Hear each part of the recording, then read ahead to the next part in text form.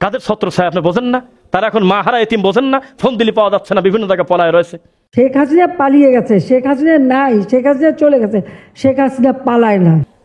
তারা মা হারা ফেলছে কয়দিন আগে।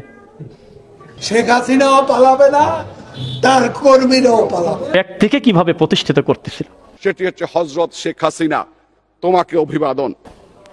চিরন্তন সত্য কথা। আবার আল্লাহ যাকে ক্ষমতা দিবেন তিনিও যদি মানুষের প্রতি জুলুম করে, তার পরিস্থিতিও এরকমই হবে। কি বলেন? আমাদের দেশে তো আবার নিয়ম কানুন তো হিসাব তো বোঝেন। আল্লাহর নবীকে গালি দিলে অসুবিধা নাই, তার বাপকে কিছু বললে অসুবিধা আছে। অবস্থা কোন পর্যায়ে গিয়েছিল, আর খুব কিছুদিন পরে হয়তো নবী ঘোষণা করে দিত, কিছুদিনের ভিতর হয়তো দিত, আল্লাহ আলাম। মানে আপনার কোনো আলেমের এই ক্ষমতা ছিল না তার পিতাকে নিয়ে বৈধ সমালোচনা করার, এই সুযোগ ছিল না। তার খবর আছে, খুতবা রানিং খুতবাতে টান দিকে ধরে নিয়ে চলে যাবে। কিন্তু আল্লাহর নবীকে গালি দিচ্ছে, কোনো অসুবিধাই নেই, বরং মাঝে মধ্যে দেখি তার পদ আরো বাড়ায় দিচ্ছে। আবেগে কত ভুলভ্রান্তি করে ফেলে, কত কিছু করে। আজকে এই 12ই রবিউল আউয়াল উপলক্ষে, রবিউল আউয়াল মাসে কত কামেল পাশ হুজুর, মুফতি, শাইখুল হাদিস, আল্লামা খালি একটু দাওয়াত দেওয়া রেডি, মুহূর্তের মধ্যে চলে গেছে মিলাদুন নবীর মাহফিল করতে। একটাবার লোকটা জিজ্ঞাসা করলো না বিদাতের সহযোগী হও তো অন্যায়। প্রশংসা সব আল্লাহর জন্য, শান্তি অবতীর্ণ হোক আল্লাহর রাসূলের উপরে। আল্লাহুম্মা সাল্লি আলাইহি আল্লাহুম্মা বারিক আলাইহি। জুমার দিন রব্বুল আলামিনের অশেষ অনুগ্রহে আমরা তার ঘরে বসার সুযোগ পেয়েছি, আলহামদুলিল্লাহ। আজকে জুমার দিন আপনাদের কাছে প্রথমে জিজ্ঞাসা করি, বলেন তো আরবিতে যে মাসটা চলতেছে এই মাসের নাম কি? কেউ জানেন? হ্যাঁ, আমাদের দেশে রবিউল আউয়াল মাস যখন আসে তখন আমাদের বিভিন্ন ধরনের বিদআত এবং শিরক, এমনকি কুফরের পর্যায়ে যাওয়ার মতো বড় বড় অন্যায় আমাদের সমাজে প্রতিষ্ঠিত হয়, নাউযুবিল্লাহি মিন যালিক। আজকে আমরা আলোচনা করব মুহাম্মদ সাল্লাল্লাহু আলাইহি ওয়াসাল্লামের পদ্ধতি নিয়ে ইনশাআল্লাহ। সেই সাথে 12ই রবিউল আউয়াল উপলক্ষে যে বিদআত শিরক আমাদের সমাজে হয় এবং আরো বিষয় নিয়ে আলোচনা করব সমসাময়িক। আল্লাহ তৌফিক দিন, আল্লাহুম্মা আমিন। নবী সাল্লাল্লাহু আলাইহি ওয়াসাল্লামের একটা সুন্নাহর যে কত দাম, আর সেটা টেকাতে গেলে কত পরিস্থিতি জটিল হয়, এটা আপনাদেরকে আজকে খুতবায় বোঝাবো ইনশাআল্লাহ। অনেক মানুষ দেখবেন আল্লাহর রাসূলের সুন্নাতকে তারা ছোটখাটো মনে করে এবং মিষ্টি কথায় মানুষকে ধোঁকা দেয়।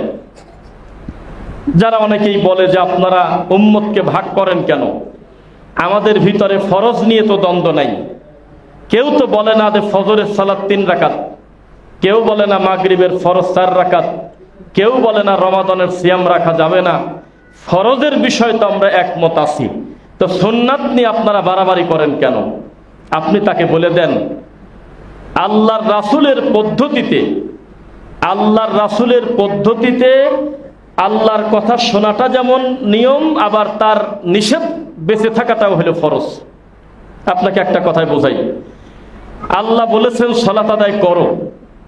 কিভাবে সালাত আদায় করবেন এর বর্ণনা গোটা কোরআনে নাই। এত বড় কোরআনে 2টা সেজদা দিতে হবে পর পর, এই আলোচনা এখনো নাই। এত বড় কোরআনে হাত ধোয়া থেকে শুরু করে পা ধোয়া পর্যন্ত ওযুর কোনো সিরিয়ালে বর্ণনা দেওয়া নাই। এত বড় কোরআন মাজিদে এখনো রুকুতে কি তাসবিহ পড়বেন হুবহু এই শব্দ নাই। সেজদাতে গিয়ে কি তাসবিহ পড়বেন তার সবগুলো উল্লেখ করা নাই। এত বড় কোরআনে আত্তাহিয়াতুর জায়গা হয় নাই। এত বড় কোরআনে দরুদে ইব্রাহিমের জায়গা হয় নাই। এত বড় কোরআন মাজিদে আল্লাহর বাণীতে এখন পর্যন্ত দোয়া মাসুরা নাই। তা আপনি এগুলো বাদ দিয়ে দিবেন? তো রাসূলের পন্থার বাইরে কোনো মুমিন চলতে পারবে না, 1 মিনিট 1 সেকেন্ডও না। এটা হলো পরিষ্কার কথা। এখন আপনি কোনো গুনাহকে ছোট গুনাহ মনে করে অবহেলা করে গুনাহটা করবেন না। ঠিক আছে, বুঝলাম যে গুনাহটা সগীরা, আমি বুঝলাম যে গুনাহটা ছোট, কিন্তু জানার পরে কি সেই গুনাহ করার সুযোগ আর আছে বলেন তো দেখি? এই গুনাহ করলে যিনি শাস্তি দিতে পারেন তিনি হলো সপ্তম আসমানের উপরে থাকে। আর একটা সুন্নাহ আমি বুঝলাম যে এটা ছোট সুন্নাহ, আমি বুঝলাম যে সুন্নাহটার খুব ছোট পর্যায়ের নেকি, ছোট বলা তো ঠিক না, মানে নেকি হয়তো কম, এরপরেও আপনি অবহেলা করে সুন্নাহটা ছাড়বেন না। কেননা এই সুন্নাত পালন করলেও যিনি খুশি হয় তিনি হলেন রব্বুল আলামিন। এজন্য আমাদের সমাজে সুন্নাহর দোহাই দিয়ে মানুষ বড় বড় শিরিক এবং কুফরের রাস্তা খুলে দিচ্ছে। নাউযুবিল্লাহি মিন যালিক। দেখেন, 12ই রবিউল আউয়াল আসলে আমাদের দেশে ভয়াবহ শিরিক কুফর হয়, বিদআত আর এখন হয় না।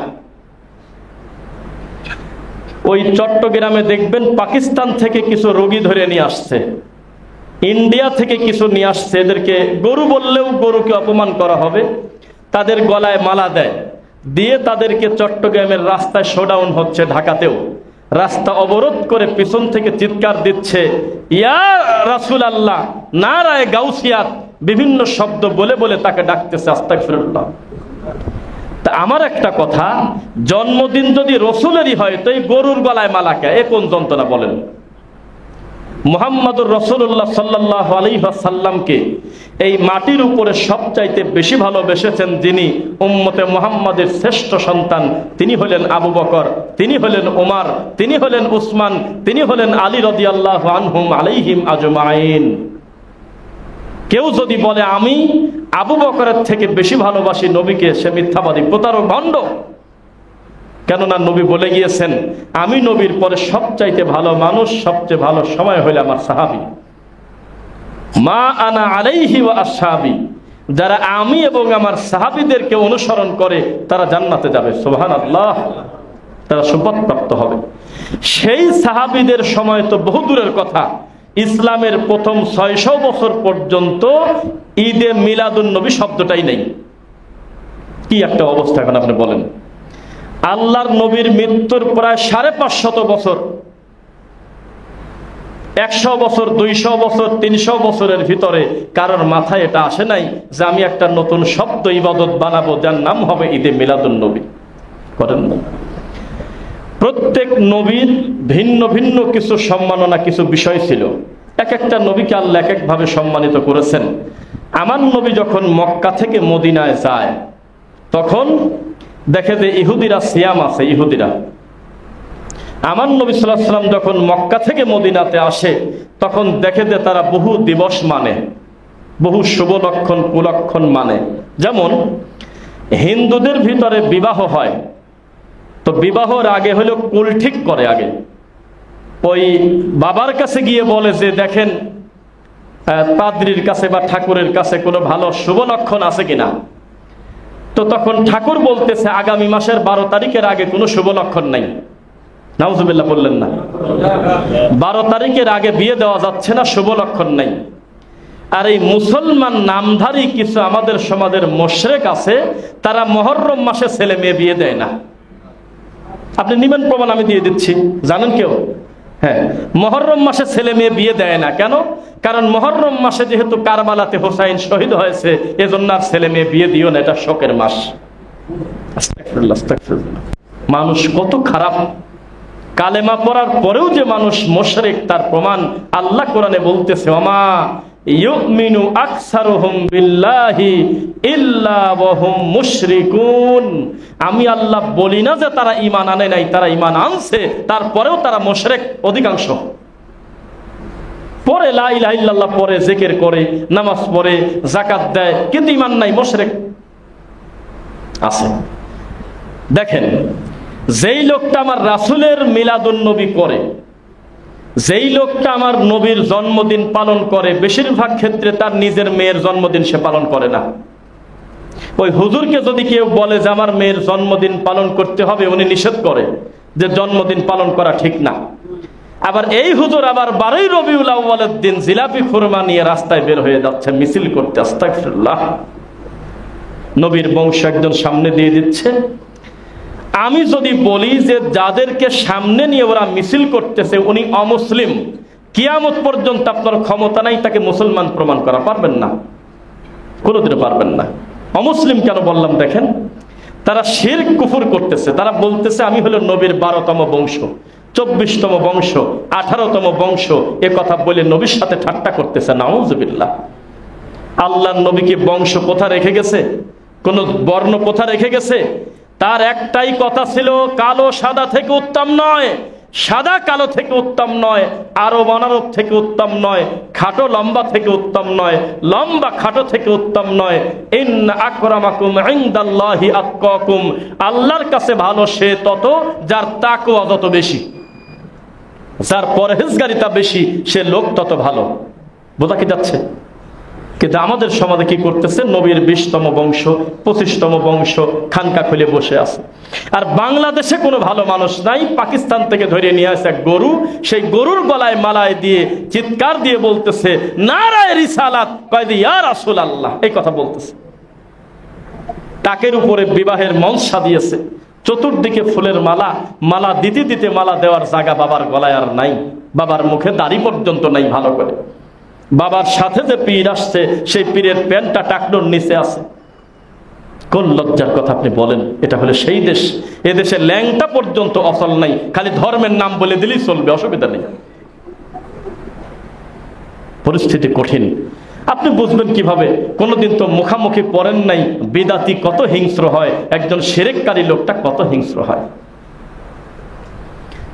সামনে আগানোর আগে একটা কথা বলে দেই, মানুষকে উদাহরণ দিলে মানুষ সহজে মনে রাখে, দৃষ্টান্ত দিলে ভালো বোঝে। Exam is better then advice, উপদেশ দেওয়ার চাইতে দৃষ্টান্ত দেওয়া ভালো। আমরা গতকালকে একটা বিবাহের মজলিসে গিয়েছিলাম, সেখানে গিয়ে আমাদেরকে বিবাহ পড়াতে দেবে না, আমাদের অপমান করে বের করে দিল। যারা ফতোয়া দিল যে আমরা বিয়ে পড়ালে বিয়ে হবে না, রানিং তার মুখে সিগারেট ছিল। এই মসজিদে সাক্ষী রেখে কথা বলতেছি। যারা বলল যে আপনি রফিক বিন সাইদ বিয়ে পড়ালে বিয়ে হবে না, তার হাতে সিগারেট, রানিং সিগারেট। আমাদের সামনে হয়তো গাঁজা খায় নাই, উনি মাগরিবের পর গাঁজা খায়, দিনের বেলা কম খায়। সে বলতেছে বিবাহ হবে না। কেন? কয় মেয়ের কবুল বলা লাগবে না, মেয়ের কাছে তো গেল না। ফালতু চ্যাংরারা গিয়ে মেয়ের দিক তাকায় থাকবে, মা মরা এতিমের মতো। বেগানা পুরুষ যায় ওই বেগানা মহিলাকে দেখবে, একটু ঠাট্টা মস্কারা করবে, জোরে জোরে 3 বার কবুল বলবে, ওখান থেকে সাক্ষী এসে এখানে বলবে হ্যাঁ আমরা স্পষ্ট শুনছি মেয়ে কবুল বলছে, তাছাড়া বিয়ে কিসের? 2, মেয়ের বাপকে আমরা বললাম যে আপনি আমার কাছে বসেন, এটা হলো আমার সবচেয়ে বড় পাপ। আমি কেন বললাম যে আমার কাছে বসেন? কয় আমার গার্জিয়ান নাই, আমার মুরব্বীরা যখন অনুমতি দেবে তখন। আমি তাকে বললাম যে কত নির্লজ্জ কথা, আজকের দিনে আপনার বাপও যদি বেঁচে থাকে, এই বিবাহের মজলিসে তার 4 পয়সার দাম নাই, আপনার দাম আছে। যার মেয়ে সে থাকবে উপস্থিত বিয়ের মজলিসে, এটা হলো আল্লাহর রাসূলের পদ্ধতি। আর বাপ বেঁচে আছে কিন্তু বিয়ের মজলিসে আসে নাই, বিয়েতে তার কোনো কাজ নাই, তাহলে নবী বলেছেন সে বিবাহ বাতিল বাতিল বাতিল, 3 বার বলছে। কথা কি বুঝতেছেন? আমার দিকে তাকায় থাকেন, ওদিক কি হলো না হলো, কেউ মারা গেলে জানাজা আমরা দিলাম আলাদা করে, অসুবিধা নেই। কিন্তু প্রত্যেকের যার যার ইবাদত সেটার দিকে নজর দেবেন ইনশাআল্লাহ।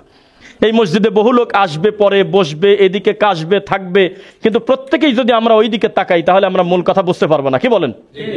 খেয়াল করেন। তো তারপর আমি বললাম যে দেখেন আজকে আপনি বসবেন, আর হাতের থেকে বিড়িটা সরান, অন্য লোকের দিক তাকাচ্ছেন কেন? কিছুতেই বসবে না। 4 বার চেষ্টা করছে লোক পাঠায়, উনি বসবে না। এ আমার জামাই কই রে, এ আমার অমুক কই গেল, আমার মুরব্বীরা যদি অনুমতি দেয় তখন। হিন্দুর বিবাহ মনে হইলে আমাদের। আর যখন আমরা গেটে ঢুকবো আমাদের তৌফিক হলো না বিবাহের বাড়িতে যাওয়া, কেননা বিকট বক্স বাজতেছে, বিকট শব্দ। তখন আমরা আল্লাহর ঘরে গিয়ে সালাত আদায় করে ওখানেই বসে থাকলাম যে এখন যদি আমি ফিরে যাই, এদেশে তো রোগীর অভাব নাই, আবার কোনো না কোনো হুজুর আসি আবার মোনাজাত করে কাঁদিয়ে চলে যাবেনি। তাহলে অন্তত সুযোগ যেহেতু পাইছি, আমি 5টা মিনিট হলেও এদেরকে বোঝাবো আল্লাহ রাসূলের পদ্ধতিতে সুন্নাহ বিয়ে কাকে বলে, আমি আজ বোঝা দিয়ে দেবো। সেজন্য আমি গান শুনে আগে আমি ফেরত আসিনি, ওখানে বসেছিলাম। তখন বিবাহের মজলিসে কোনোভাবেই তাদের বসাতে পারলাম না। লাস্টে রাগ করে বলতেছে চলে যান, বিয়ে পড়ার আপনাদের দিয়ে পড়াবোই না, আপনাদের নিয়ম বলে মেয়ে বলে কবুল বলে না, তো মেয়ের রাজি আছে আমি বসবো কিভাবে, এই কথা বলতেছে। তা আমরা বললাম যে এত কিছু ঘটনা ঘটে যাচ্ছে, আপনার মেয়ে কিছুই জানে না? মেয়ে কি অন্য দিক দিয়ে পলা চলে যাচ্ছে? কয় হ্যাঁ যেতেও তো পারে, এটা বলতেছে আমাদের। কিছুতেই তারা মানবে না। তার মানে বেদাত তাদের করতেই হবে। রানিং হাতে বিড়ি, একটাবার বলল না যে এই লোকটাদের কথা বললো এটা যদি হাদিসে থাকে মানতে অসুবিধা কি, তা বলবে না, কেননা তো বেদাতি। যে কোনোভাবে আল্লাহর রাসূলের পদ্ধতির বিরোধিতা করতেই হবে তার। শেষ পর্যন্ত তারা বিবাহের মজলিস থেকে উঠে এসে তারা ওইখানে বিড়ি ধরায়, অন্তত 20 জন গোল হয়ে বসে ধরো মারো কাটো, আমাদেরকে বের হতেও দেবে না। পরিস্থিতি খুব জটিল। একটা পর্যায়ে আমরা মাগরিবের আযান পড়ে গেল, তখন আমরা বললাম যে ঠিক আছে, তাহলে আর দরকার নেই, আমরা চলে যাই। তখন আমি মসজিদে গিয়ে সালাত আদায় করলাম। যে মসজিদে, খুব মজার কথা শোনেন একবার, যে মসজিদে সালাত আদায় করলাম তার আগে বললাম যে আচ্ছা, আমি যেহেতু বিয়ে পড়াবো না, চলে যাব, তাহলে পড়াবে কিনা? সে হুজুরটাকে। তো কাজে সামাজিকভাবে তো এই হুজুরি পড়ানোর কথা, যার পিছনে নামাজটা পড়লাম। তখন আমি সুন্নাহ পড়ে, ফরজ পড়ে বসে আছি, আমি তার পড়বো না। তখন পড়বো না কেন সেটা তো জানেন, আমরা তো সফরে আছি। তখন উনি সালাত পড়ে ওই বেচারা ঘুরে বসতে, ঘুরে বসে উনি দেখলাম যে দোয়া পড়তেছে কিন্তু মুনাজাত করে না। তো দেখলাম যে তাহলে তো খুব একটা বেশি রং নাম্বারে নাই, ভালোই লাইনে আছে। তখন ওনাকে আমি ইশারা করলাম যে একটু আসেন, ওনাকে ডেকে নিয়ে বারান্দায় চলে গেলাম। তো ওনার সাথে আমি পার্সোনাল কথা বলবো, কিন্তু ওই মেয়ে পক্ষের লোকজন আবার কুই মারি চলে যায় পাশ পাশ, কি বলে শুনি। আমি আপনারা থাকেন, কথা বলি। তো ওনার হাত ধরে বললাম যে আমার নাম রফিক বিন সাইদ, আমি আপনার এলাকার মেহমান, আমার সাথে কথা ছিল যে এই বিবাহটা আমাকে দিয়ে পড়ানো হবে, যেহেতু আপনাকে বলা হয়নি, আপনি জান নাই বা অন্য কোনো কারণ, মুরব্বী। তা আমি যেহেতু চলে যাবো, এখন বিবাহ পড়াবো না, তবে আমাকে কিন্তু অপমান করছে।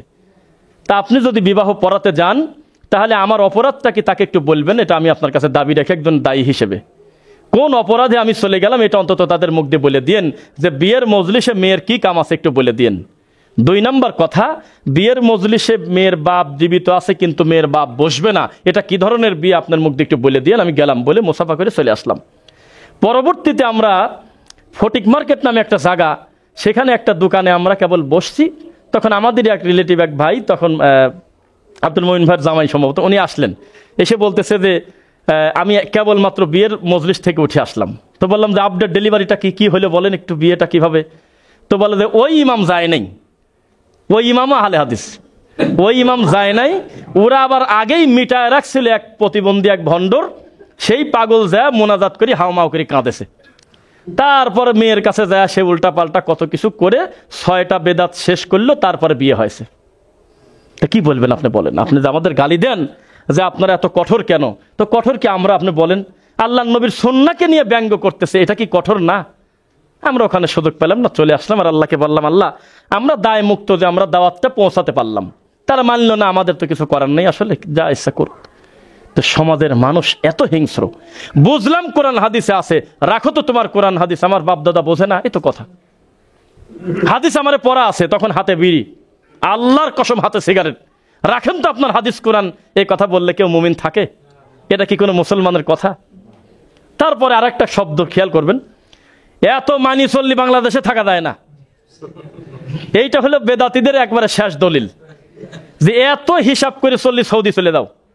এটা একটা কুফরি বাক্য। কি বাক্য? কুফরি বাক্য। কেননা সৌদি যে জমিন আল্লাহর, এই মৌসাকের এই জায়গাও আল্লাহরই জমিন, এখানে থেকেও আমার রবকে রব বলে মানা যায়। এখনো পরিস্থিতি এত জটিল আসে নাই, আলহামদুলিল্লাহ, যেটা মানুষের স্বভাব। তারপর আমরা চলে আসলাম, আমাদের বিবাহ পড়াতে দিল না। তো পরিস্থিতি আমি আপনাকে কি বলি, খালি জায়গা কোনোদিন পড়ে থাকে না। ডক্টর মসলিউদ্দিন স্যার বলে মাঝে মধ্যে, জায়গা কোনোদিন ফাঁকা পড়ে থাকে না। আপনি সুন্নাহ দিয়ে ভরতে না পারলে বেদাতি রেডি হয়ে বসে আছে। আপনাকে আমি বলছি, এর আগে খেয়াল করছেন কিনা, আমাদের দেশে মূর্তি উদ্বোধন করার হুজুরও পাওয়া যায়। মূর্তি, যেই মূর্তির ব্যাপারে মুহাম্মদ সাল্লাল্লাহু আলাইহি ওয়াসাল্লামের ক্লিয়ার কথা, তার জামাইকে বলছে তুমি কোনো ছবি মূর্তিকে ছাড়বে না, ভেঙে শেষ করে দাও। সেই মূর্তি উদ্বোধন করতেছে একটা হুজুরের দিয়ে মোনাজাত করায়। যখন আমরা বলি তখন বলে যে আহলে হাদিসরা এখনো পড়ে আছে মোনাজাত নিয়ে। এটা হলো, এটা কি ব্যঙ্গ করার জিনিস? একটা সুন্নাহর কত দাম। 2, আল্লাহর রাসূল সাল্লাল্লাহু আলাইহি ওয়াসাল্লামের সুন্নাহ যদি মানুষ ছেড়ে দেয়, আল্লাহর কসম সে ইবাদতে স্বাদ পাবে না।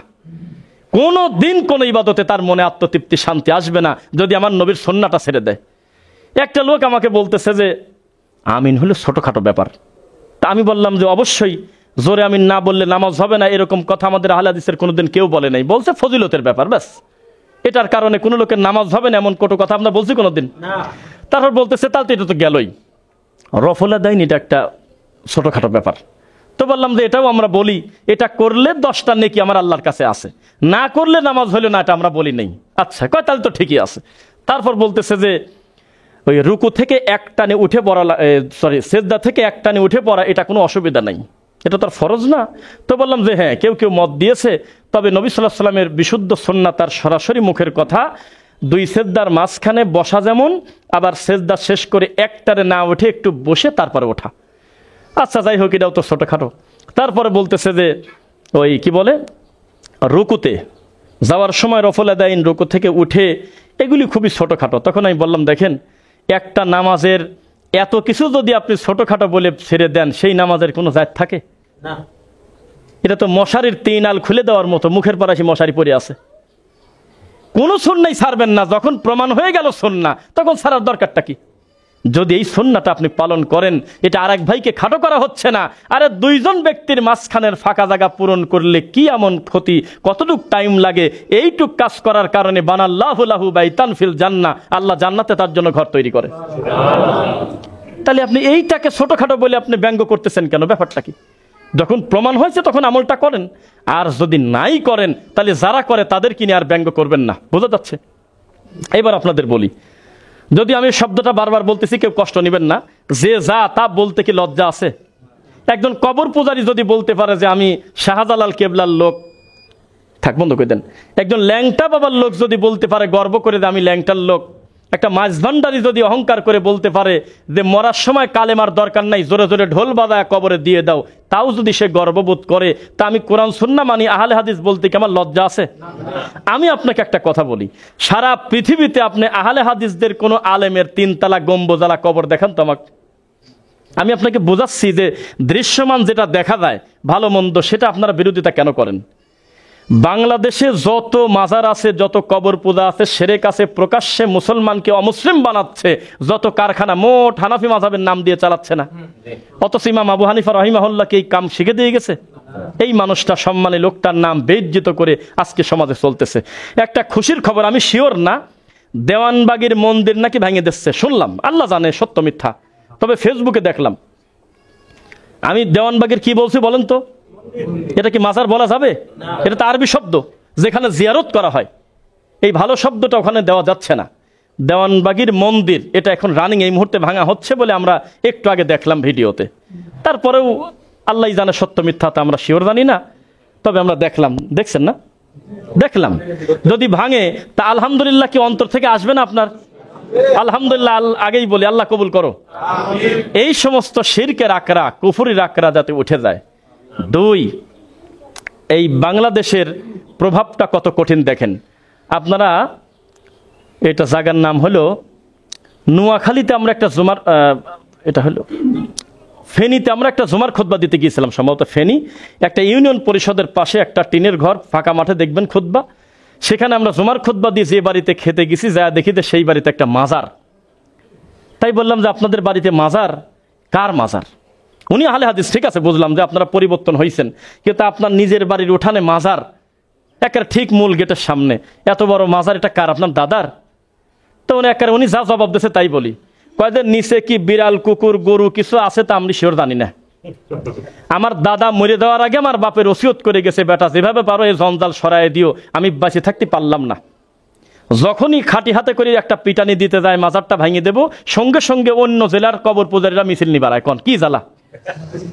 কিন্তু ভিতরে আছে কি মালে নাম কয় না, কেউ কয় না যে কি আছে, কয় যে না মাজার শরীফ কি ভাঙা যায়, ভাঙতে দেয় না। তখন ওরা মিছিল করে শহর থেকে নিয়ে আসে, এবং ওখানে লাল গামছা আরো বিভিন্ন কিছু নিয়ে বড় বড় শিল্পপতি টাকা পয়সা দিয়ে ওখানে ব্যাকআপ দেয়, কালো টাকা সাদা করতে আসে। কি বুঝলেন বলেন? ওই লোক বলতেছে আমার অসহায়, আমার বাপের জমির উপরে মাজার আমি তুলতে পারতেছি না। আল্লাহর কসম, ওখানে আমার 49 সেকেন্ডের একটা ভিডিও আছে, আপনি দেখে নিন, এখনো মোবাইলে আছে। নাম মনে হয় জন্ডিস বাবা না কি দেশে আল্লাহ জানে, হলুদ কালার দিয়ে ঢাকা। তো কি বিপদ! তো এই দেশে শিরক বপন হয়, শিরকের বাচ্চা ফোটে, কয়েকদিন পর পর বিদাত এক একটা ডেলিভারি হয়। এখানে আপনি কিভাবে সত্য কথা বলবেন? আর যখনই আমরা এই কথাগুলো সামনে তুলে ধরি, চতুর্মুখী হুজুরদের চাপ, কারণ আমরা একটা বেদাত সহ্য করতে পারি না। ওরা হলো কোলে করে শিরক নিয়ে বসে আছে শত শত বছর। আজকে ডক্টর আব্দুল্লাহ জাহাঙ্গীর স্যারের একটা বক্তব্য আব্দুল হক ভাইয়ের বাসায় শুয়ে শুনতেছিলাম। স্যার বলতেছে যে ঈদে মিলাদুন্নবী পড়লে অসুবিধা নাই, এটা উনি মজা করে বলতেছে। আপনাদের অসুবিধা আছে? মুসলিমরা কয় না সমস্যা নেই, কইলে আমার অসুবিধা আছে। আমরা নবী সাল্লাল্লাহু আলাইহি সাল্লামকে আসলে ভালোবাসি অন্তর থেকে, সেজন্য আমরা এই রিস্কের ভিতরে যাব না। যেহেতু এই রিস্কটা আবু বকর নেয় নেই, উমার নেয় নেই, ওসমান নেয় নেই, তার সাহাবায়ে কেরাম নেয় নেই, তাবেঈরা নেয় নাই, যে আল্লাহর নবীর জন্মদিন পালনের একটা উৎসব বানালে অসুবিধা কি? এত বড় রিস্ক যেহেতু তারা নেয় নেই, আমি নেব না, আপনারা নেন। তবে বিপরীতে কথা নিশ্চিত বলা যায়, এই বিদাত করার কারণে আমাকে জাহান্নামে যেতেই হবে, আমি নবীকে যতই ভালোবাসি, কারণ এই পদ্ধতিটা আমার রাসূল আমাকে শিক্ষা দেয় নাই। নবী সাল্লাল্লাহু আলাইহি ওয়াসাল্লাম বললেন যে আচ্ছা তোমরা এত কি করো, কয় এই দিবস, এটা কি করো অমুক দিবস, এটা কি করো অমুক দিবস। নবী বলল সব দিবস আমাকে দিয়ে দাও, বিনিময়ে আমি তোমাদেরকে 2টা খুশির দিন দেই, 1 ঈদুল আজহা, 2 ঈদুল ফিতর। মুসলমানের জন্য 3 নাম্বার খুশির দিন পৃথিবীতে নেই। আল্লাহ নবী নিজে এই কথা বলে গেছে। তাহলে এই যে আমাদের দেশে যে ব্যানারে লেখা, ওই যে আসতেও দেখবেন না, ওই সাইয়াদুল আইয়াদ শরীফ, মানে সব ঈদের বড় ঈদ। এটা আবার কি? ঈদুল ফিতর আবার কি ঈদ? ঈদুল আজহা আবার কি ঈদ? 12ই রবিউল আউয়ালে 1 মাস ব্যাপী 63 দিন ব্যাপী চট্টগ্রামে সিরাত মাহফিল হয়। কি হয়? সিরাত মাহফিল হয়। দেখেন একটা জিনিস বলি, একটা লোক পুকুর থেকে সাঁতরায় কষ্ট করে উঠে পাড়ির পাশে এসে একটা সমুদ্রে লাফ দিলে পরিস্থিতি যেমন হয়, আমাদের দেশে আবার আর একটা নীতি, কয় যে ঈদে মিলাদুন নবী ভালো না সিরাতুন নবী ভালো। এ আবার কোন রোগী কোন? এই মিলাদুন নবী নাম দিলে বেদাত হয়, সিরাতুন নবী নাম দিয়ে ঠিক 12ই রবিউল আউয়ালের দিন ওরা মাহফিল করতেছে। এইটা আবার কোন হিসাব? কয় যে তাবিজ দেব কিন্তু টাকা নেব না। টাকা না নিলে তাবিজ বৈধ নাকি? ঠিক না? একটা হুজুর গর্ব করে বলতেছে, আমার বা কাঁদলো। আবার দেখলাম একটা কামেল মাদ্রাসার হুজুর, যে জানেন আমার আব্বা কত বুজুর্গ ছিল, ওনার জীবদ্দশায় হাজার হাজার তাবিজ মানুষকে দিয়েছে, একটা টাকাও নেয় নেই। হ্যাঁ, টাকা নেই তাই কি আর নাচবো নাকি? টাকা না নিলেও ইমান নাই, নিলেও ইমান নাই। এ কয় কি পাগল? বিষ যদি মধু মনে করে খায় তাও কাজ করবে, এটা তো কোনো নিষেধ নাই। ঠাট্টা মস্কার আর কিছু না। তাবিজ হলো শিরিক, এটার বিনিময় নিবেন কি নিবেন না সেটা তো দুনিয়াবি ব্যাপার। কি বলেন? তো মানুষ ঈদে মিলাদুন নবী বেদার জন্য আবার রাস্তায় দেখলাম সিরাতুন নবী পালন করতেছে। 11টা হুজুরের লিস্ট আছে, এমন এমন হুজুরের সিরিয়াল, ওই হুজুর এই মসজিদে আসলে জায়গা হবে না খুতবায়, সে হুজুর ওখানকার দ্বিতীয় বক্তা, তৃতীয় বক্তা, প্রধান বক্তা আছে। তাহলে কিভাবে দিনটা বিকৃত করে আপনি আমাকে একটু বলেন। আল্লাহর রাসূলের বিধানকে কিভাবে মানুষ ঠাট্টা মস্করা করে। তা আমরা দোয়া করি এই দেশে যত উঁচু কবর আছে, পাকা কবর আছে, মাজার আছে, এগুলোকে যেন আইনি প্রক্রিয়াতে ভেঙে দেওয়া হয়, বলেন আমিন। আবার আমি আপনাকে অর্ডার দিয়ে দেবো, তখন আবার আর এক বিপদে পড়বো। আমাদের দেশে তো আবার নিয়ম কানুন তো হিসাব তো বোঝেন। আল্লাহর নবীকে গালি দিলে অসুবিধা নাই, তার বাপকে কিছু বললে অসুবিধা আছে। অবস্থা কোন পর্যায়ে গিয়েছিল, আর খুব কিছুদিন পরে হয়তো নবী ঘোষণা করে দিত, কিছুদিনের ভিতর হয়তো দিত, আল্লাহ আলাম। মানে আপনার কোনো আলেমের এই ক্ষমতা ছিল না তার পিতাকে নিয়ে বৈধ সমালোচনা করার, এই সুযোগ ছিল না। তার খবর আছে, খুতবা রানিং খুতবাতে টান দিকে ধরে নিয়ে চলে যাবে, কিন্তু আল্লাহর নবীকে গালি দিচ্ছে, কোনো অসুবিধাই নেই। বরং মাঝে মধ্যে দেখি তার পদ আরো বাড়ায় দিচ্ছে। তা আমি একটা নিউজ দেখলাম কাল বেলাতে, মিথ্যা হলে ওরা ধর যা পারে করুক, ওখানে একটা শিক্ষক নাকি, হ্যাঁ সরকারি চাকরি করে, উনি হইল তার বাপের কবরে বাম হাত দিয়ে ফুল দিয়েছে। এই অপরাধে সেই লোকটার 1 বছরের জন্য তার কারাগার। বাম হাত দিয়ে ফুল দিল কি কামে? তা কি বুঝলেন বলেন? আল্লাহর রাসূলের সুন্নাহ নিয়ে ঠাট্টা মস্করা করে মানুষ আল্লাহর নবীর পদ্ধতিতে চলবে, ট্যাগ থেকে কিভাবে প্রতিষ্ঠিত করতেছিল, চিরন্তন সত্য কথা। আবার আল্লাহ যাকে ক্ষমতা দিবেন তিনিও যদি মানুষের প্রতি জুলুম করে, তার পরিস্থিতিও এরকমই হবে। কি বলেন? আর কি একটা দিন আমরা 2 চোখ দিয়ে দেখে গেলাম, দুর্নীতির নাম আসলেই 1000 কোটি প্লাস, মানে 100 কোটির নামই নেয় না। এক পাগল বলে এমন টাকা মারছে, তার টাকা হলে আমাদের পদ্মা সেতু 11টা আরো করা যেত। এইরকম অমানুষ ছিল আমাদের অভিভাবক, তাহলে জাতির কপালে কি ছিল? কত আতঙ্কে আমাদেরকে খালি ফোন দিত যে লেখেন 22 তারিখ, লিখতাম, লেখেন 19 তারিখ, লিখতাম, জালসা দেখে দিয়ে 117টা হয়ে গেছে। তখন ওই বাসাতে মাঝে মধ্যে বলতো বা কেউ কেউ, এত জালসা নেয় নাকি, একটু গ্যাপ রাখা যায় না? আমি বললাম যে গ্যাপ ওরাই করে দিবিনি। এই যে আবেগে 100-150 জালসা নেছে, 60-70টা টিকা কঠিন আছে। কোনোটা থানায় কাগজ পাঠান লাগে, কোনোটা অনুমতি নেওয়া লাগে, কোনোটা এই হুজুরের আবার পাঠায়, আইডি কার্ড পাঠাতাম। আল্লাহর কসম এই লাস্ট 3-4 বছর লজ্জার কথা, আমাদের আইডি কার্ডের ছবির এপিটোপিট উঠে পাঠা দেওয়া লাগতো। আমাদের বাপ দাদার পরিচয় নিয়ে এ কারা, কোন বংশের লোক, ফোন টোন দিয়ে তথ্য নিয়ে তারপরে আমাদেরকে জালসায় ডাকছে। আস্তাগফিরুল্লাহ। এই 90%-এর উপরে মুসলমান এই দেশ। অনেক লম্বা সময় সিরিয়াস জুলুম করার ফল তারা পেয়েছে। কথা কি বোঝা যাচ্ছে? কি নির্লজ্জ কথা। কয়দিন আগে যার মুখের দিক তাকায় কথা বলতে সাহস পেত না কেউ, আজকে তার পরিস্থিতি কত কঠিন। মা আগনা আন্নি মালিয়া, আজকে তার কোনো ধন সম্পদ কাঁধে আসবে না। খুযুহু ফাগুল্লু, গলায় তার বেড়ি, গলায় তার গামছা লাগায় ঘোরাচ্ছে। হালাকা আন্নি সুলতানিয়া, আজকে তার কোনো আধিপত্য কাজে লাগতেছে না। পরিস্থিতি কত জটিল। এই হলো আমাদের সমাজ। আমাদের দেশে আমরা বলি গরিব দেশ, এটা একটা মিথ্যা কথা। হাতে গোনা কিছু মানুষের কাছে যে টাকা আছে, ওই টাকা ছিটাই দিলে দেশটা ধনী হয়ে যাবে। আপনি এভাবে বলতে পারেন যে একটা শ্রেণী হলো টাকা সব তাদের কাছে জিম্মি হয়ে আছে, কিন্তু দেশ গরিবের কথা আপনি বলতে পারতেছেন না। তো এই যেটা অবস্থা। দুই, মান তাসাব্বাহা বিকওমিন ফাহুয়া মিনহুম। কোনো না কোনোভাবে আমরা অমুসলিমের নীতিতে চলছি, এতদিন অমুসলিমদের নীতিতে চলছি। মায়ের থেকে মাসির দরদ বেশি, এটা কি বোঝেন? আমাদের দেশের হিন্দুদের সভাপতি বলতেছে আমাদের দেশে কোনো অসুবিধা নাই, কোনো হিন্দুদের প্রতি কোনো জুলুম করতেছে না, অথচ ইন্ডিয়ার পশ্চিমবঙ্গের মিডিয়া কান্নাকাটি করে মরে যাচ্ছে।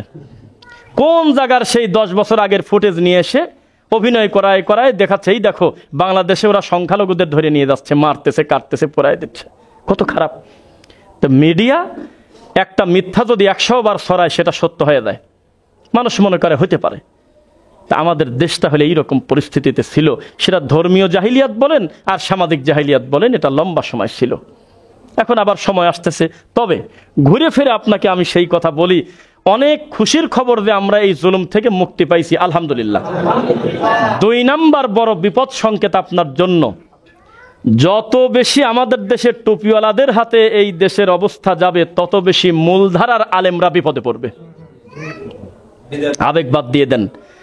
এই দেশটা যদি কোনো ইহুদির হাতে দিয়ে দেন, আমরা জানি না কত বেশি ক্ষতি হবে। যদি কোনো শিয়ার হাতে দিয়ে দেন, তার থেকে বেশি ক্ষতি হবে। আমরা জানি না এই দেশে যদি কোনো ল্যাংটা লোককে, কোনো জালেমকে ক্ষমতায় দিলে কত বড় ক্ষতি হবে। যদি আপনি ওই কবর পূজারী একজনের ক্ষমতায় দিয়ে দেন, তার থেকে বেশি ক্ষতি হবে। তার একটা প্রমাণ, ইসলামিক ফাউন্ডেশনের গভর্নর 4টেখানি কথা না মনে করেন, এই 18 কোটি মানুষের ধর্মের অভিভাবক, তাই না? এত বড় একটা জায়গায় বসাইছিল একটা কবর পূজারীকে, যে ওই ডাইরেক্ট বলতেছে আপনি হলে জান্নাতি। লজ্জায় সেদিন মনে হলে যে আল্লাহ, মানুষ কি এত নিচে নামতে পারে? আল্লাহ নবীর সাহাবীর সাথে যুদ্ধ করার পরেও নবী তাকে শহীদ বলে নেই। বলতে তুমি আবেগে কথা বললে কেন? তুমি কি জানো সে শহীদ না? কারণ তার কাছে অন্যের আমানতের একটা চাদর ছিল। তুমি ধারণা করে বলে দিবে হবে? তুমি বুঝলে কিভাবে সে কি দুনিয়ার নামের জন্য না আল্লাহ সন্তুষ্টের জন্য মাঠে নামছে? সেখানে একটা রানিং একটা মহিলাকে বলতেছে আপনি হলে জান্নাতি মহিলা। তা কি পরিমাণ খারাপ অবস্থায় আমরা ছিলাম। ওই লোকটাকে যদি সংসদে ঢুকায় দেন, তাহলে আমাদেরকে কচু কাটা করবে না?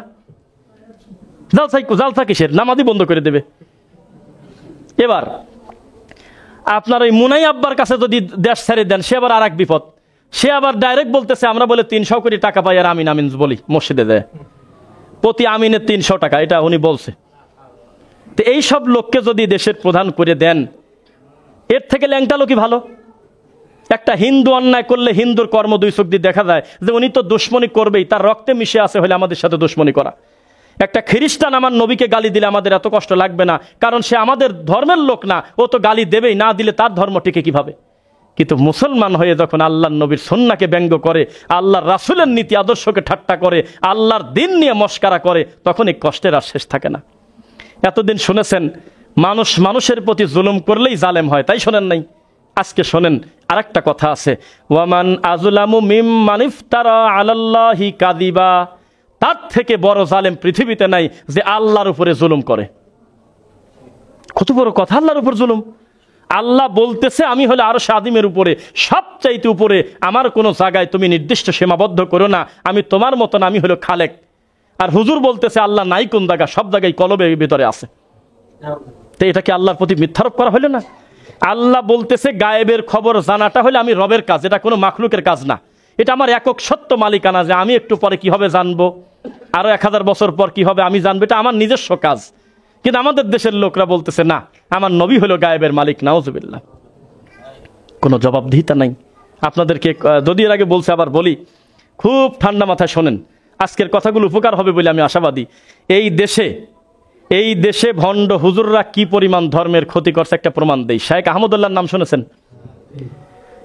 হয়তো কিছু মাসাইলে আমাদের মূলধারার দায়ীরা একটু এদিক সেদিক বলে বা তাদের সাথে বিতর্ক আছে, তবে নিঃসন্দেহে এই দেশের একটা শিক্ষিত, ভদ্র, যোগ্যতা সম্পন্ন একজন ব্যক্তিত্ব সম্পন্ন আলেম হলো শাইখ আহমদুল্লাহ। এক চুল সন্দেহ নাই। বর্তমানে তার মতো নিউট্রাল অডিয়েন্স, তার মতো মানুষের বিশ্বাসযোগ্য নিয়ে দাওয়াতি কাজ করার মতো লোক এই বাংলাদেশে নেই। তার হাতে আমানতটা আমরা যোগ্য মনে করি, কারণ এ চাইছে 20 কোটি দিয়ে দেশে 100 কোটি। মানুষ কত তাকে ভালোবাসে, হিন্দুরা পর্যন্ত তার আর সুন্নাহ ট্রাস্টে টাকা দেশে। এত বড় একজন জ্ঞানী লোককে কয়দিন আগে তাহিরি ঠাট্টা করছে, করে নাই?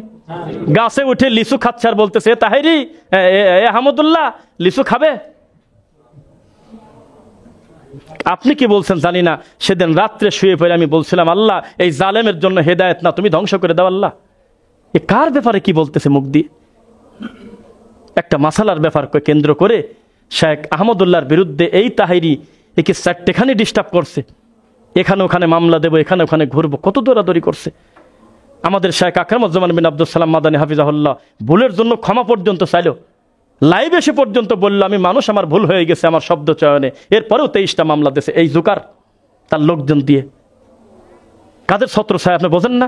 তারা এখন মাহারা এতিম বোঝেন না? ফোন দিলে পাওয়া যাচ্ছে না, বিভিন্ন জায়গায় পলায় রয়েছে, তারা মাহারা ফেলছে কদিন আগে। তো এই হুজুরদের ব্যাপারে যে সবচেয়ে কড়া কথা বলে তার নাম রফিক বিন সাইদ। এই জন্য একটু রিক্সে চলাফেরা করতে হয় আমাদের, ওই ঠান্ডা হুজুর আমরা না, যে যা আছে আসো, সোনা চলে আসো, বুকে আসো সোনা, তাবিজ বেচলে আমার কি আসো না, আমি তা বলবো না। আমি বলবো তাওহীদ আর শিরিক একখানে হবে না, কিয়ামত পর্যন্ত হবে না। আমি সারা জীবন বলবো সুন্নাহ আর বিদআতের জায়গা একসাথে হতে পারে না। তুমি তাওহীদের ভিত্তিতে আসো, আমি রাত দিন তোমার জন্য রেডি, কিন্তু দিনের ব্যাপারে যখন কথা আসবে বাপকেও ছাড় দেওয়া হবে না। রাগ করতেছেন মনে হয়? কিন্তু এরকম ঠান্ডা হুজুর বহু আছে, যাকে তাকে বুকে জড়ায় ধরে বলতেছে আমার হুজুরের দিক তাকালে আমার বুকটা ভরে যায়, অথচ জর্দাদি পান খাচ্ছে এখনো রানিং। এই দাওয়াতটা অন্তত লোকটাকে দিতে পারে নাই। সাহাবায়ে কেরাম থেকে শুরু করে পরবর্তীতে সালাফি বিদ্বানরা বলছে বেদাতির সাথে ওঠা বসা করো না, বলে নাই? কেন বলছে এটা আপনি জানেন না।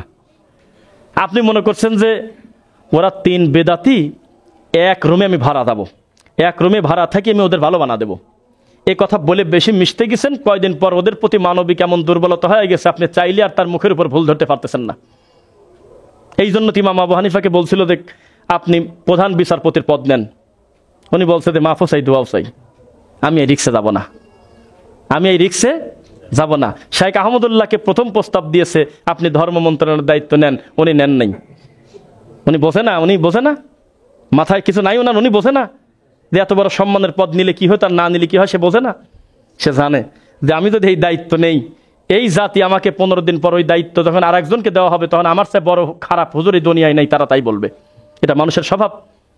এই দেশে ফেয়ার ভাবে একবারের বেশি 2বার মেম্বার হইতে চায় না। মানুষ হলো এরকম পোল্টি মারে, এটা মানুষের স্বভাব। কয়দিন আগে যেদিক তাকাচ্ছিলাম মনে হচ্ছিল যে দরজা জানলা শুধু ওই দলের, জানলাও মনে হয় ওই দলের, এই দুনিয়া আর কিছু নাই। ঠিক 5 তারিখ পার হওয়ার পর মনে হচ্ছে যে দুনিয়ায় তার কোনো পক্ষের লোক ছিল, তা বোঝা যাচ্ছে না। একটা হুজুর আমাদের এক শায়েকের কাছ থেকে বহু টাকা খাইছে, আমি ঠিক করে দেব ওই গ্রুপের লোকের সাথে আমি আসি, একজন বড় পদে আছি, নাম বলবো না কোন গ্রুপে ছিল সেই হুজুর, খুব খারাপ সেই হুজুর। এখন আমি যা দেখি 5 তারিখের পর থেকে তার পোস্টের দিক তাকালে মনে হচ্ছে ওর চাইতে বড় জামাতে দুনিয়ায় নেই। স্বৈরাচার পতন হয়েছে আলহামদুলিল্লাহ বলে মিছিল বের করতেছেন, করলো কিরে পাগল? অথচ আগের দলের ক্ষমতা প্রয়োগ করে নিরীহ মানুষের কাছ থেকে টাকা নিত সে। আমি মামলা ঠিক করে দিচ্ছি বলে টাকা পয়সা নিয়ে শয়তানি করতো। এটা হলো এই দেশ। তো এখানে আহমদুল্লাহ শেখ খুব ভালো করে জানেন যে এই পদে গেলে আমি একটা সীমাবদ্ধ হয়ে যাব, তখন পাবলিকলি আমি সব ভালো কথা বলতে পারবো না, আমি দাঁড়ার উপরে শহীদ মিনার ভেঙে দিতে পারবো না, আমি দাঁড়ার উপরে কোনো লোকের কবর মাজারের কাছে গিয়ে যাওয়া যাবে না, এই কথা আমি ওইভাবে বলতে পারবো না। এখন উন্মুক্তভাবে যেভাবে দাওয়াত দিতে পারতেছি, উনি বোঝে না, লাস্টে সে বাদ দিয়ে দিছে। এখন তোমরা নেও, কত হুজুর তো আছে, যাকে পারো নেও।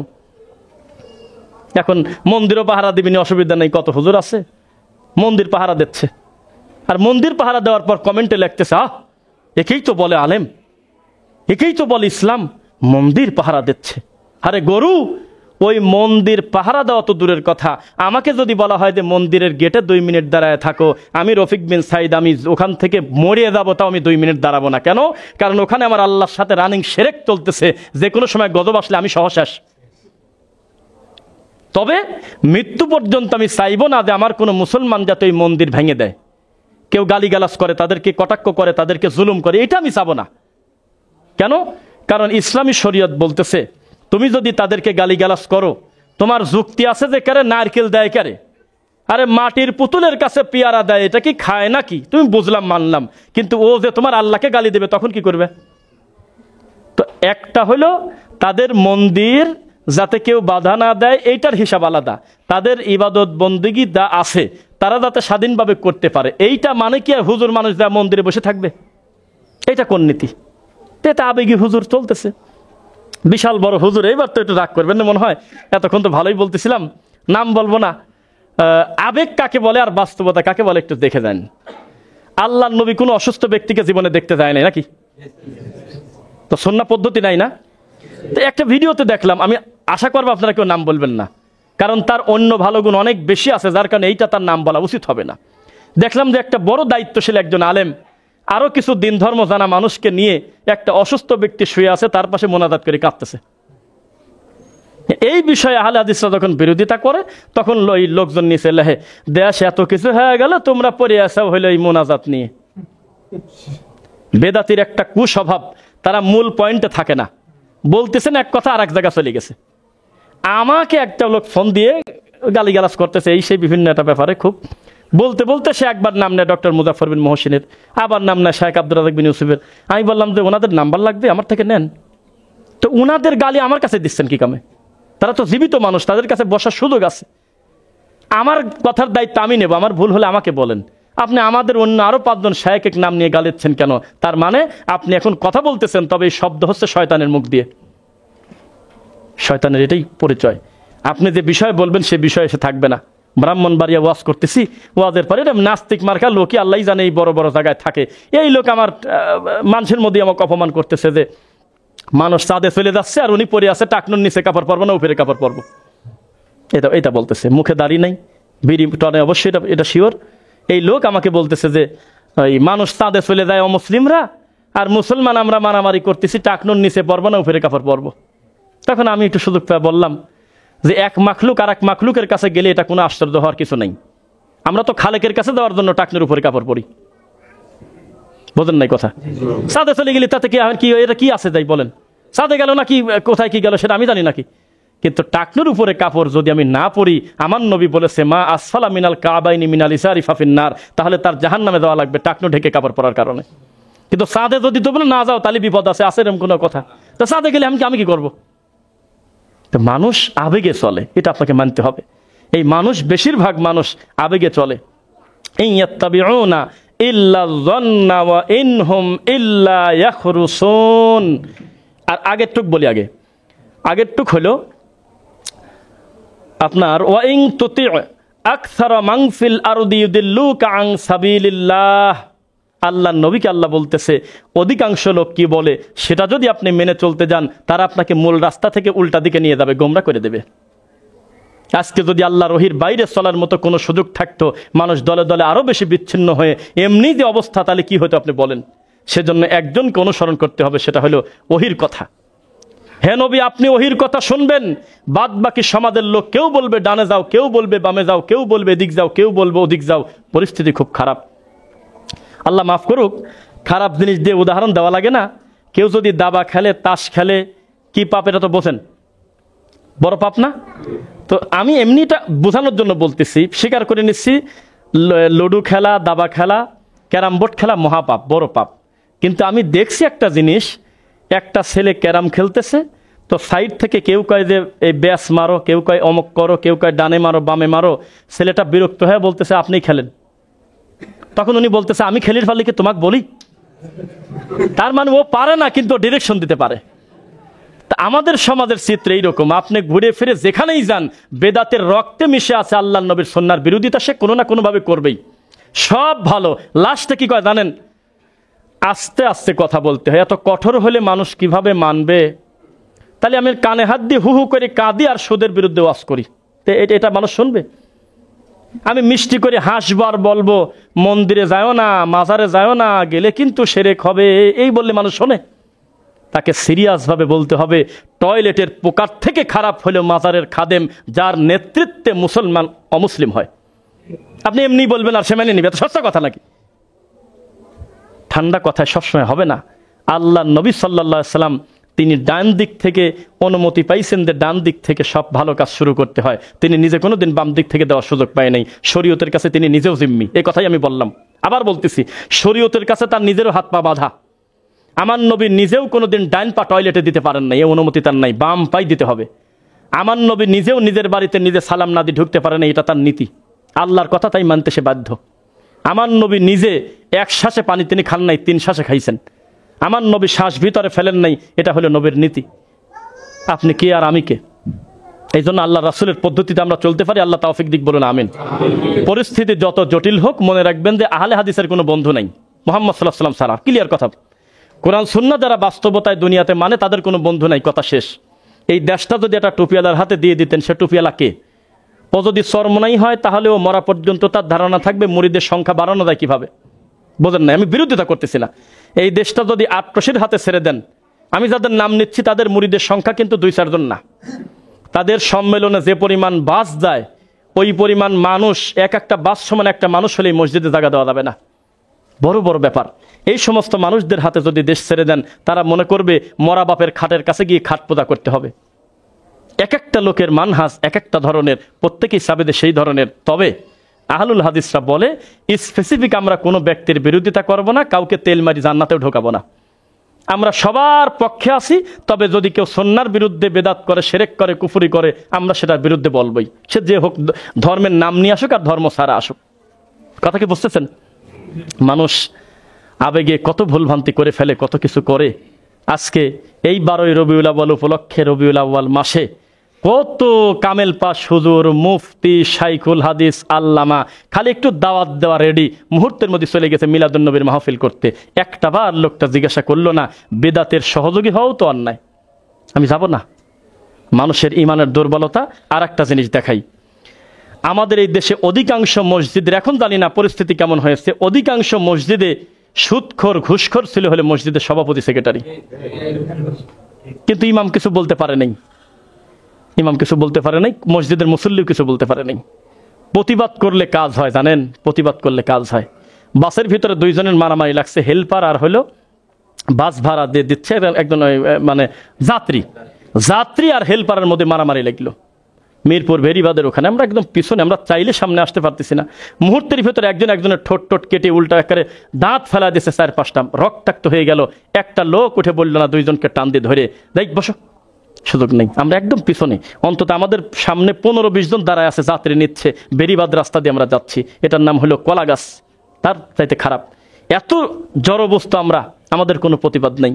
ঢাকা একটা জায়গায় আছে, বলেই ফেলি, ওই যে উত্তরখান 13 মুখ ব্রিজ, জীবনে গিয়ে দেখেছেন? ওই পূর্বাচল পাওয়ার একটু আগে, ওই ওখানে বড় সুন্দর একটা তুরাগ নদীর একেবারে ইয়ের মতো চলে গেছে, লেকের মতো চলে গেছে, একেবারে কুড়িল বিশ্বরোড পর্যন্ত। 2 ধারে হাজারো মানুষের বসবাস। ঠিক ওই পাশে আমি খুতবা দিতে গেছি।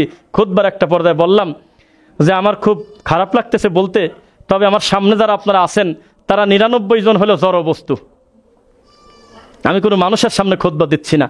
তখন তারা দেখি যে একজনের সাথে ফিসফিস করে, কি বললো জড় বস্তু? জি, কত লোকের ছেলে মেয়ে লেখাপড়া করে এখানে। এই সিরিয়ালে অন্তত 15টার উপরে মসজিদ, আর প্রতিটা দিন বক্স বাজিয়ে 24টা ঘন্টা ছেলে মেয়ে একসঙ্গে ড্যান্স দিচ্ছে, নাচতেছে।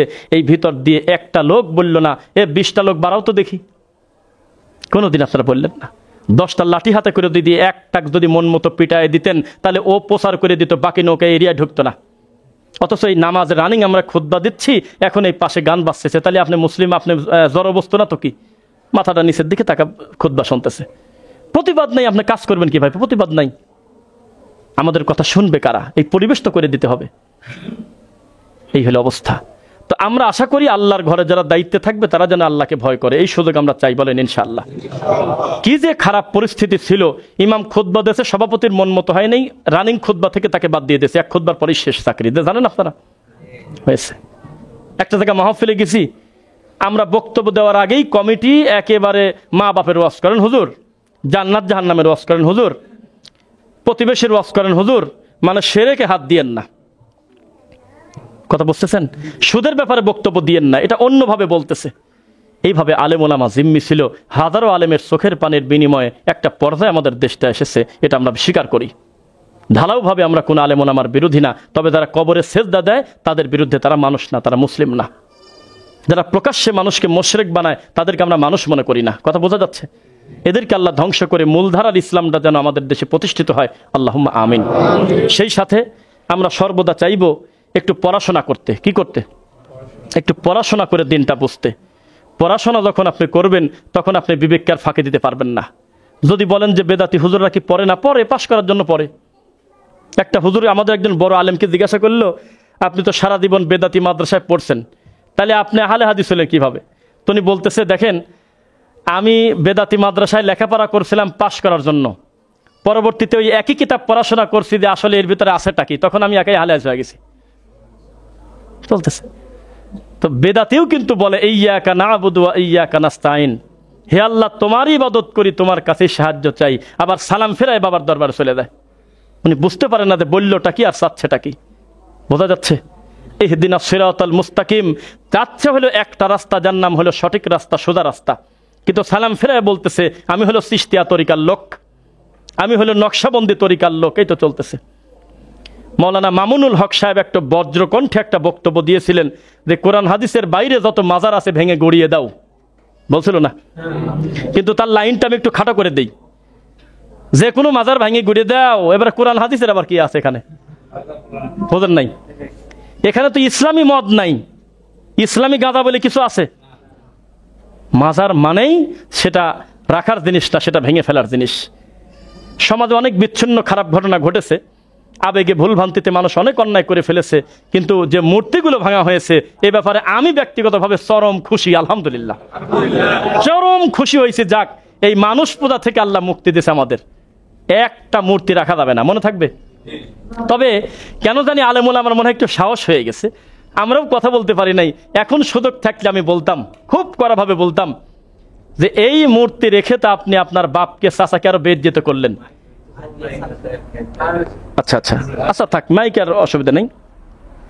তা আমরা মন্দির, এই দেশে যদি ইসলামী শাসন, ইসলামী হুকুমত, ইসলামী খেলাফা কায়েম হয়, বলেন তো সর্বপ্রথম সেনাবাহিনী মাজার ভাঙবে না মন্দির ভাঙবে? হ্যাঁ, কারণ তাদের ইবাদত খানা আলাদা, মন্দির তারা তাদের ধর্ম আলাদা পালন করতেছে, আমরা আমাদের ধর্ম পালন করব। এই স্বাধীনতা আল্লাহর নবী পর্যন্ত দিয়ে গেছে, কিন্তু ধর্মের নাম নিয়ে যারা মাজার ব্যবসা করে তাদেরকে ছাড়তেন না। কথা বোঝা যাচ্ছে? খুব শর্টকাট 2-4টা কথা বলে খুতবা শেষ করবো। এই ঘড়ি কি এটা ঠিক আছে? 1:15। আচ্ছা, শেষ একটা বিষয় নাকি? একটা বিষয় জুমার খুতবার প্রথম পর্ব শেষ করছি। বারাকাল্লাহু লানা ওয়া লাকুম ফিল কুরআনিল আযীম।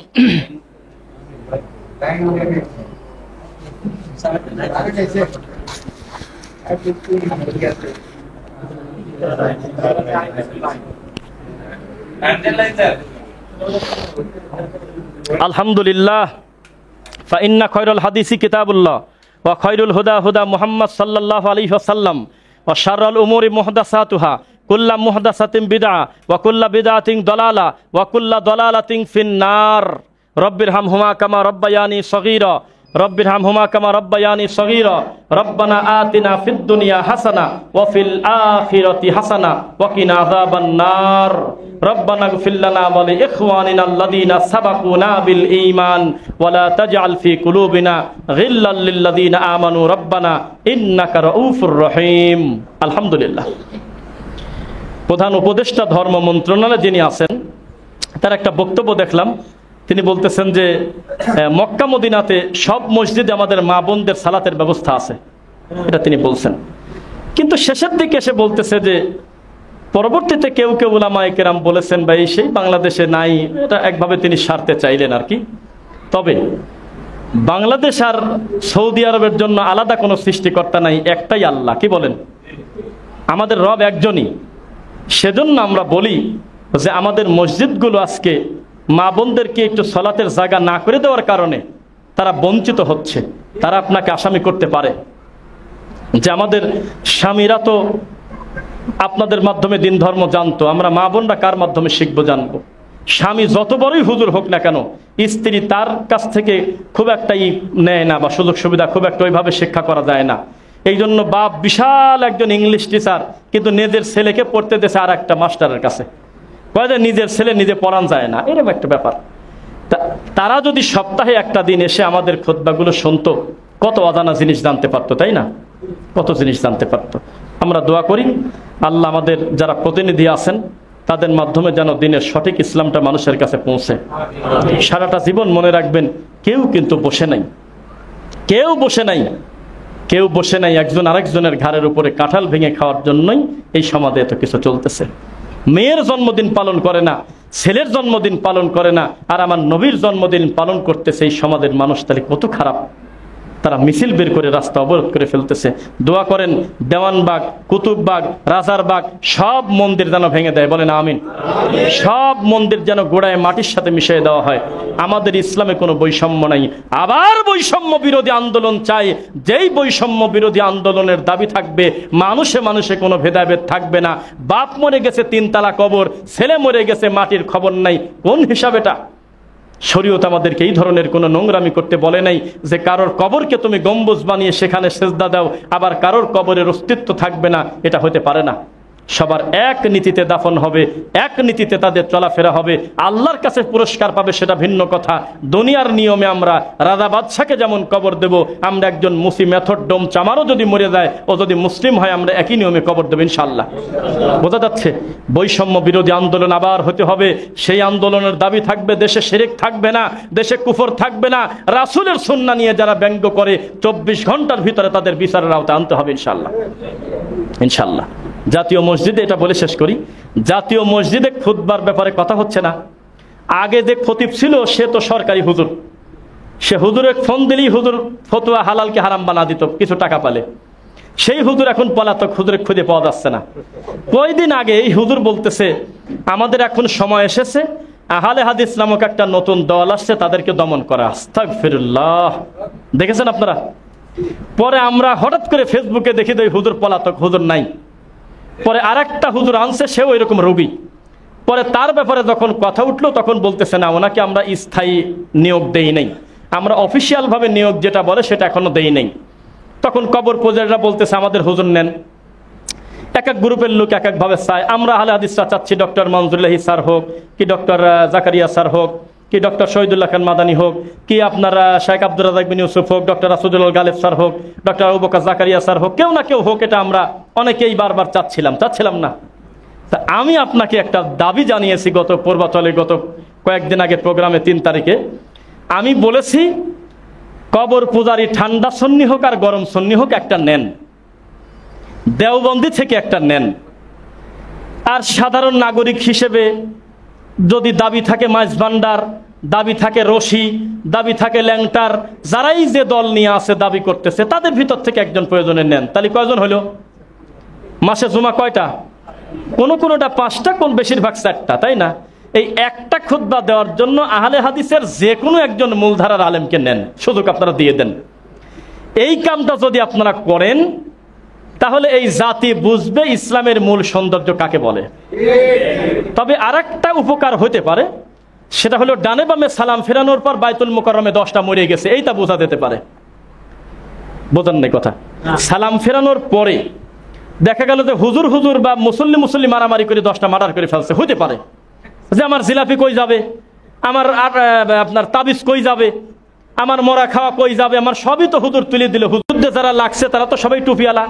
এ পিস টিভি তো বন্ধ করার দরকার, কেননা যারা আপনার মিছিল নিয়ে বের হয়েছে তারা তো সবাই টুপিওয়ালা, দাড়িওয়ালা। তারা বলতেছে জাকির নায়েক যদি বাংলাদেশে আসে আমরা এয়ারপোর্ট ঘেরাও করব। এ হুজুরের নাম বলেন না, বলছে নাকি? আমাদের দেশের হুজুররা বলল জাকির নায়েক দেশে আসলে আমরা যুদ্ধ করব। ঠিক তার কয়দিন পরেই তাদের একটা ল্যাংটা মা এসে নেচে গেল। কেউ প্রতিবাদ করলো না যে ইন্ডিয়ার একটা ল্যাংটা মহিলা এসে নেচে আমাদের দেশ থেকে প্রায় 4 কোটি টাকা নিয়ে গেল, এটা আমরা মানবো না। কেউ বললো না, মিছিল করলো না, একদিনও করলো না। যেই দিন পিস টিভি বন্ধ হয়, আল্লাহর কসম আমাদের দেশের হুজুররা মিষ্টি খাইছে সেদিন। অনেক হুজুর মিষ্টি খাইছে, যারা খায় নাই তারা খাওয়ার পক্ষে ছিল অধিকাংশ হুজুর। সামান্য কিছু দুনিয়াবি লোভে, সামান্য কিছু সামানার লোভে আজকে সত্যটাকে তারা এইভাবে কবর দিচ্ছে। আমরা আবার দোয়া করি পিস টিভি আবার যেন দ্রুত চালু করেন, আল্লাহুম্মা আমিন। পিস টিভির দাওয়াতের মাধ্যম সারা পৃথিবীতে যেন ছড়িয়ে পড়ে, সেই সুযোগ তুমি দাও গো আল্লাহ। কাবা ঘরের ইমাম আব্দুর রহমান সুদাই সা করে তাকায় থাকে, বিশ্ববিখ্যাত বিদ্বানরা তাকায় থাকে। আল্লাহ, এ কি ম্যাগনেট তুমি বানাইছো আল্লাহ। কত বড় বড় লোক কথা বলে, তাদের কথায় মুসলিম হয় না। আর এই প্যান্ট শার্ট পরে লোকটা বক্তব্য দেয়, আর ওই পিছনে প্রায় মারামারি লাগিয়ে গেছে, কয় আমি আগে মুসলমান হব, আমি আগে মুসলমান হব। এত বড় একটা আল্লাহর নিয়ামতকে আমাদের দেশের লোকরা বলে ইহুদির দালাল। এবার কি আপনারা প্রমাণ পাইছেন যে আমি কেন বেদাতি হুজুরের বিরুদ্ধে কথা বলি? এটা কি বুঝছেন? কথা বোঝেন না? এটা কি আপনারা কষ্ট পান? বলতে হবে। আমরা যেদিন নরম করে কথা বলবো সেদিন মনে করবেন বেদাতি ইউনিয়ন পরিষদ বেঁচে খাইছে, মানে টিন খাইছে, গম খাইছে, চাল খাইছে, রিলিফ খাইছে, টিউবওয়েল খাইছে, কিছুই খাওয়ার জিনিস নাই, লাস্টে পরিষদই বেঁচে খেলছে। তা আমাদের বেদাতি হুজুররা, আহলে হাদিসরা যেদিন নরম হয়ে যাবে সেদিন মনে করবেন ইসলাম যতটুকুনি আছে ততটুকুনি বেঁচে খাবে, কিচ্ছু রাখবে না। আমাদের আওয়াজের কারণে হলেও অন্তত তারা প্রকাশ্যে বড় বড় শিরিক করতে পারতেছেন, আমরা আশাবাদী ইনশাল্লাহ। অন্তত তাদের কান পর্যন্ত আওয়াজটা আমরা রাখবো, কি বলেন? রাখতে রাখতে আমরা বলবো, আল্লাহ তোমার নবীর পিছন থেকে আওয়াজ আসছে মাতা নাসরুল্লাহ, আর কত মায়ের খাবো, সাহায্য কবে দিবেন আল্লাহ? তাহলে তারা যদি বিরক্ত না হয় তাহলে আমরা বিরক্ত হব কেন? চেষ্টা করতে থাকি শত শত বছর, তুমি যেদিন কবুল করবে আল্লাহ সেদিন হবে। আমরা কাউকে হেদায়েত দিতে পারবো না, আমরা দাওয়াত দিতে পারবো। আল্লাহ আমাদের অতীতের ভুলগুলো তুমি ক্ষমা করো, একেবারে পূর্ণ বিদাতকে পরিত্যাগ করে আল্লাহর নবীর সুন্নাহ প্রতিষ্ঠিত হতে পারে সেই তৌফিক তুমি দাও। আল্লাহ শিরিক মুক্ত তাওহীদি ঈমান নিয়ে কবরে দিতে পারি তুমি তৌফিক দাও আল্লাহ।